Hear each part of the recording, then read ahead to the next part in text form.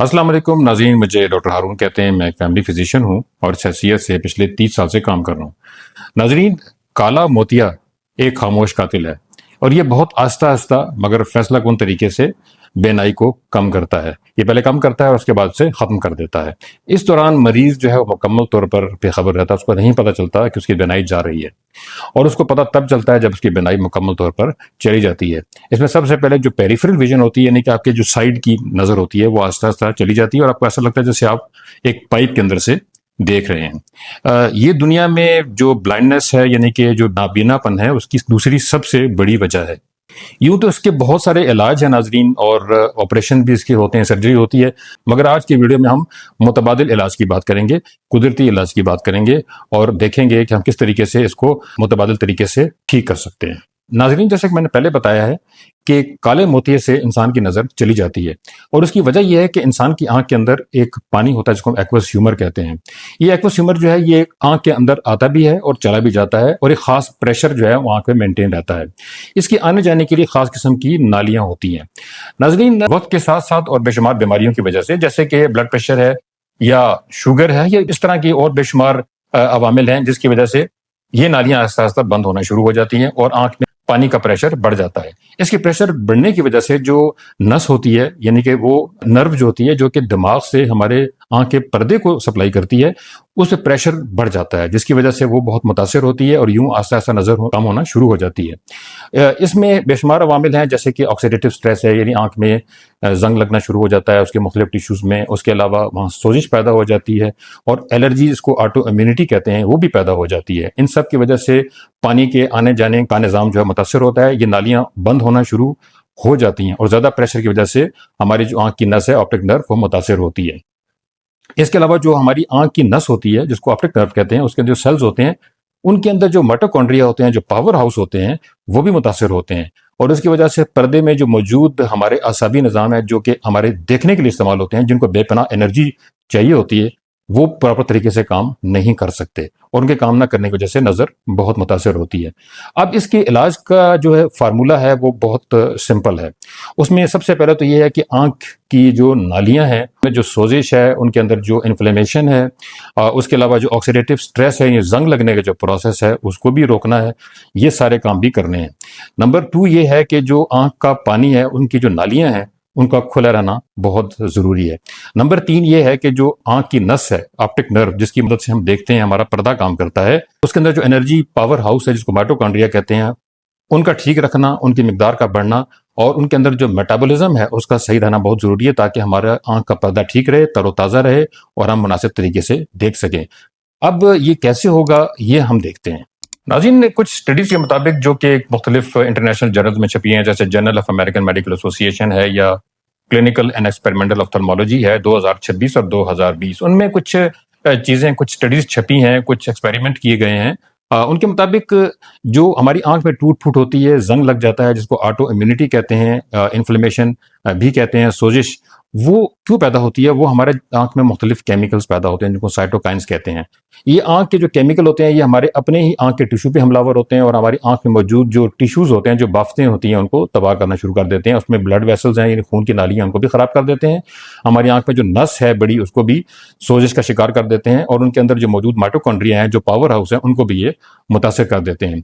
In studies के मुताबिक जो मैंने ऊपर बताई है, ये बताया गया है कि विटामिन डी की एक मुनासिब मिकदार और काफ़ी बड़ी मिकदार चाहिए होती है, जो कि इस एलर्जी को ख़त्म करती है, इस ऑटो इम्यूनिटी को ख़त्म करती है और इस सोजिश को भी ख़त्म कर देती है। इसके लिए नॉर्मली, वैसे आमतौर पे हम जो मिकदार लेते हैं वो 400 से 600 तक बताई जाती है, मगर ये बहुत कम है। तो अगर आपने आंख को ठीक करना है, आपने काले मोतिये को ठीक करना है, तो इसके लिए हमें कम से कम 10 से 20 हज़ार इंटरनेशनल यूनिट जो है वो रोजाना लेनी होंगी। और उसकी वजह यह है कि खास उम्र के बाद हमारे जिस्म में जो विटामिन डी के रिसेप्टर्स होते हैं, जो कि हमारे तमाम टिश्यूज में होते हैं, वो आहिस्ता आहिस्ता कम हो जाते हैं, सही तरीके से काम नहीं करते, आंख वाले भी काम नहीं करते। इसको हम कहते हैं विटामिन डी रेजिस्टेंस। तो विटामिन डी रेजिस्टेंस को कवर करने के लिए हमें विटामिन डी ज्यादा लेनी होगी।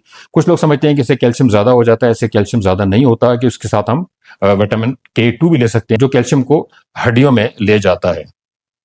इसके साथ साथ अगर आप ये देखना चाहते हैं कि विटामिन डी ठीक काम कर रहा है या नहीं, तो उसके लिए हमारे गले में मौजूद एक ग्लैंड होता है, जिसको हम पैराथायराइड कहते हैं। पैराथायराइड हार्मोन अगर कम हो रहा है, तो इसका मतलब है कि विटामिन डी सही काम कर रही है, क्योंकि पैराथायराइड हार्मोन तब कम होता है जब कैल्शियम की मिकदार جسم میں بڑھ جاتی ہے۔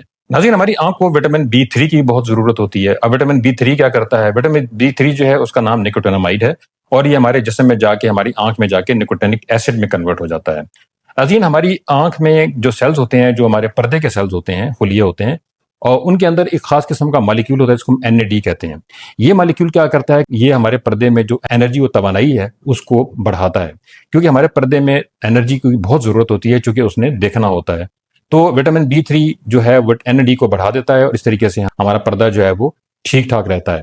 اگر وٹامن B3 کم ہو جائے تو NAD کی مقدار کم ہو جاتی ہے، اور اس طریقے سے ہمارا آنکھ کا پردہ کمزور ہو جاتا ہے۔ اس لیے وہ تمام غذائیں جو کہ B3 فراہم کرتی ہیں، اور اس کے علاوہ ان کی جو گولیاں ہوتی ہیں ان کو مناسب مقدار میں لینا بہت ضروری ہے۔ اگر ہم اس کو مناسب مقدار میں نہیں لیں گے تو اس کی وجہ سے ہماری آنکھ کمزور ہوتی چلی جائے گی، اور کالا موتیا بھی بڑھ جائے گا۔ تو کالے موتی کو روکنے کا ایک طریقہ B3 کی ٹیبلٹس لینا، اور وہ تمام خوراکیں لینا ہے جس سے کہ B3 میں اضافہ ہوتا ہے۔ ناظرین، آخر میں آپ کو نہایت زبردست بات بتاؤں گا، آپ بہت خوش ہوں گے یہ سن کے کہ ایک خاص قسم کے قطرے بھی موجود ہیں جن کو AC کاربائڈ کہتے ہیں۔ یہ قطرے بھی ہوتے ہیں اور اس کی کیپسول بھی ہوتے ہیں۔ AC کاربائڈ جو ہے وہ آنکھ کے لیے بہت مفید ہے۔ یہ آنکھ میں جو موجود پانی ہے اس کی جو مقدار ہے اس کو مناسب رکھتے ہیں یہ والے قطرے، اور اس کے ساتھ ساتھ جو پانی ہوتا ہے اس کی نالیاں جو ہیں ان کو کھول دیتے ہیں، اور پانی فالتو جو ہے وہ باہر نکل جاتا ہے۔ اس کے علاوہ فالتو پانی کی جو پروڈکشن ہے آنکھ کے اندر وہ نہیں ہونے دیتے۔ انفیکٹ یہ اوسموسس کے ذریعے جو فالتو پانی ہوتا ہے اس کو کھینچ کے خون کی نالیوں میں ڈال دیتے ہیں، اور خون کی نالیاں ان کو باہر نکال دیتی ہیں۔ اس طریقے سے آنکھ کا پریشر ٹھیک رہتا ہے، اور آنکھ کا پردہ مناسب طریقے سے کام کرتا ہے، اور جو پریشر ہوتا ہے آنکھ کے پردے کے اوپر، یعنی اس کی جو نس ہے وہ ختم ہو جاتا ہے۔ اس لیے یہ قطرے بہت اچھے ہیں۔ یہ قطرے آپ کو آن لائن بھی مل سکتے ہیں بہت سے۔ لاسٹ ٹائم میں نے سفید موتیے پہ ایک پروگرام کیا تھا، تو بہت سے لوگوں نے پوچھا تھا کہ وہ قطرے جو ہیں جن کو N-ایسیٹائل کارنوسائن کہتے ہیں وہ کہاں سے ملیں گے، تو وہ آن لائن مل جاتے ہیں۔ یہ قطرے بھی آپ کو آن لائن مل سکتے ہیں، یہ پاکستان میں بڑی بڑی فارمیسیز پہ اویلیبل ہیں۔ اس کے ساتھ ساتھ اس کے کیپسول بھی اویلیبل ہیں۔ یہ نہایت کارآمد چیز ہے۔ ضرورت اس بات کی ہے کہ اس کو مناسب طریقے سے استعمال کرے اور مناسب وقت پہ استعمال کریں۔ میں یہ ریکمینڈ کروں گا کہ ہر آدمی جس کی عمر 40 سال سے اوپر ہے وہ ہر 6 مہینے کے بعد اپنی آنکھ کا معائنہ کروائے، اور اگر آنکھ ٹھیک ہے تو ہر سال بعد اس کا معائنہ کرانا ضروری ہے، تاکہ یہ دیکھا جائے کہ کالا موتیا تو نہیں بن رہا، کیونکہ کالا موتیا بہت خاموشی سے بنتا ہے، پتہ بھی نہیں چلتا، اور پتہ تب چلتا ہے جب نظر جا چکی ہوتی ہے۔ اگر آپ کی نظر میں کوئی پرابلم آ رہا ہے اور آپ کی آنکھ میں پریشر بڑھ رہا ہے تو فوراً ان قطروں کا استعمال بھی کریں، اور باقی وٹامن B3 اور وٹامن D کا استعمال بھی ضروری ہے۔ ناظرین، اوپر بتائی گئی جو مختلف وٹامن ہیں اور ڈراپس ہم نے بتائے ہیں، اس کے علاوہ ہماری آنکھ جو ہوتی ہے اس کو وٹامن B12، کولین اور وٹامن C کی مقدار بھی چاہیے ہوتی ہے، تاکہ آکسیڈیشن بھی نہ ہو، زنگ بھی نہ لگے۔ اس کے علاوہ جو ہمارا اعصابی نظام ہوتا ہے ہماری آنکھ کا، اس کے گرد ایک شیٹ ہوتی ہے، ایک کور ہوتا ہے، ایک پردہ سا ہوتا ہے، جیسے کہ بجلی کے تار کے ارد گرد پلاسٹک کا پردہ ہوتا ہے۔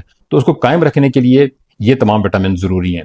اب یہ وٹامن کہاں پائے جاتے ہیں؟ اس کے لیے آپ کو انڈا، پالک، لیمن، تازہ سبزیاں کا استعمال اور تازہ پھلوں کا استعمال کرنا ضروری ہے۔ اس کے علاوہ چکن بریسٹ جو ہوتا ہے اس کا استعمال کریں، سیلمن ہے، ٹونا ہے، اور باقی وہ فش جس کے اندر فیٹ ہوتی ہے اس کا استعمال ضرور کریں۔